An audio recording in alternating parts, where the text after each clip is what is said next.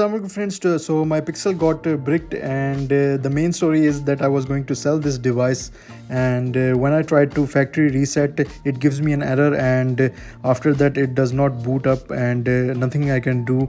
So let me just quickly show you. This is the error that I'm getting: cannot load Android system. Your data may be corrupt. And I've tried everything. I cannot even do factory reset, as you can see. Let me just quickly show you. If I click on factory reset, it gives me an error, as you can see.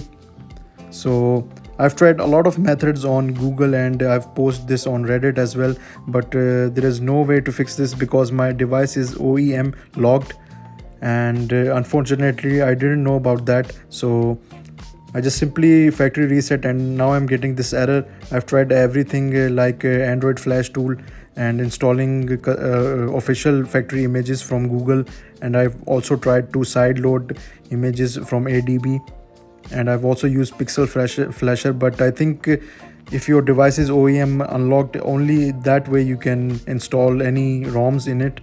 So I've also tried the recovery mode as well, and there is nothing I can do. Unfortunately, I'm out of options right now. So if anybody knows how to fix this, please let me know in the comments down below.